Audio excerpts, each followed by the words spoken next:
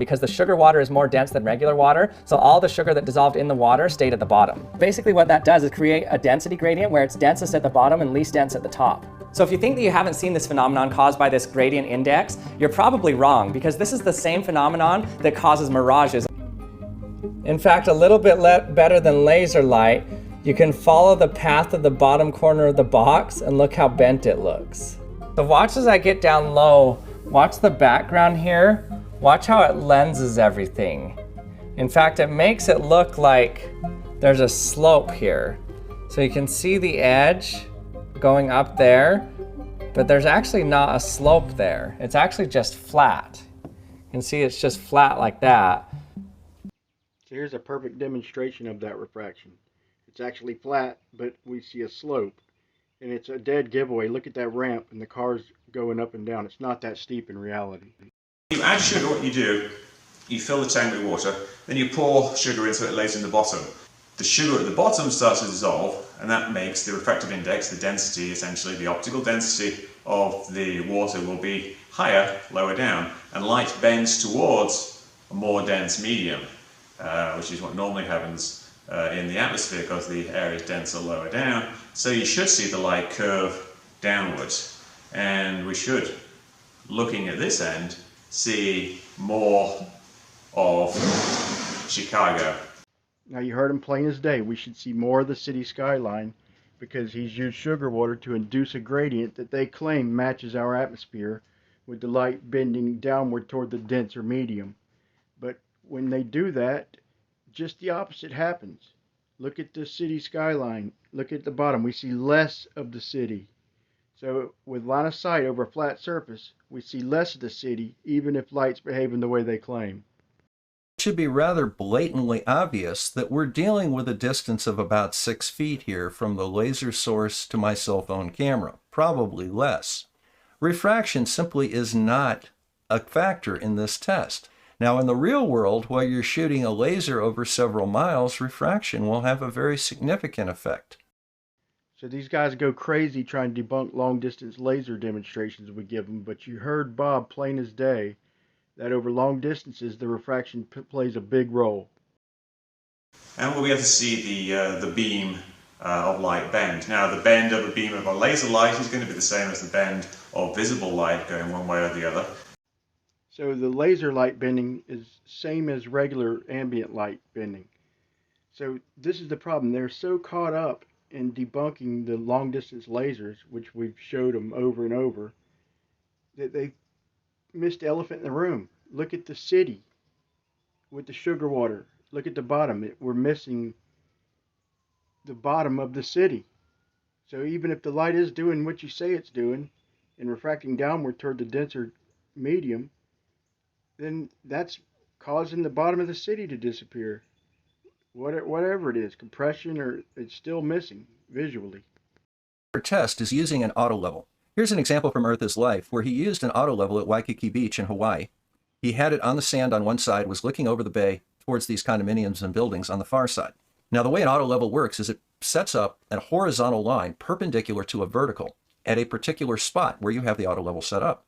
So you get a nice 90-degree angle and it goes straight out, and as you see it goes across the bay here, and that crosshair intersects the building on the 5th or 6th or even higher floor. This is something that you can measure. The process of leveling has not changed in well over 150 years.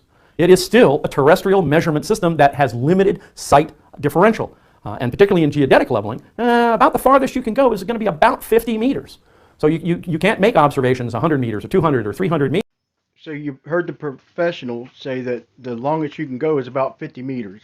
Me personally, I don't like to go much over 50 feet, but 50 meters, he said you can't go 200 or 300 meters, but Bob thinks you can go 12 miles. Now, if you can figure out exactly where that is on a building, you can determine the distance of that building above the ground. You compare that to the distance of the auto level above the ground.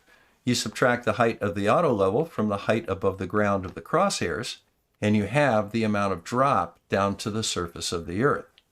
And particularly in geodetic leveling, about the farthest you can go is going to be about 50 meters. So you can't make observations 100 meters or 200 or 300 meters. So follow along with me. Let's say we're across the water and the top picture, and our crosshairs represent the green laser light. Now, add refraction, add the sugar water, and the bottom picture. Now our crosshairs are halfway up the city skyline. So that's why we don't do long distances. Now here's B-Ball's setup. So it looks like he's looking down. So it looks like his auto levels are probably set up at about 4 foot. And we'll say he's a few foot up the beach. So we'll give him about 7 or 8 feet of height. Now look at these windsurfers. Look, he's going up a wave. They're out on waves, probably about half a mile away. And so the crosshairs should be lined up with the top of his head. But it's not. The crosshairs are like above the sail of the windsurfer, which is about 15 feet. So I don't think he's got this thing set up right. But even if he does, refraction shows you what happens over long distances. But I'm going to show a demonstration of how the setting up the instrument is critical. Okay, so I got one of my instruments, and to show you, you see how high it was, and to show you that the bubble is centered. Let's see what we see through it in the distance, about 500 feet approximately.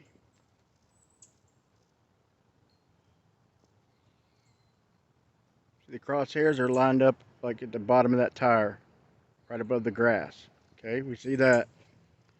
Now look what happens when the bubble's off just a little bit. I didn't move the instrument. But now the bubble is just touching the center, but it's not centered. Now let's see what we see. Now look at the crosshairs. That's in like about 500 or 600 feet. So if they don't show the bubble centered, it's a worthless demonstration. So with all these Glober's demonstrations, they're just helping prove a flat Earth, and they don't even realize it. So the top picture shows with an induced gradient us missing the bottom of the city, and it happens progressively over distance. And look at the bottom picture with the windsurfers. Even if I give them a distance of a mile, that's 8 inches of drop. So if he's up on a 5 or 6 foot wave, the crosshair should line up with his feet. But even if he isn't, the crosshairs at the very least should line up with the top of his head. The crosshairs are way above that. So even if B-Ball has his instrument set up right, we know that there's not that much drop in a mile or even 2 miles. So they're just proving a flat Earth with their demonstrations.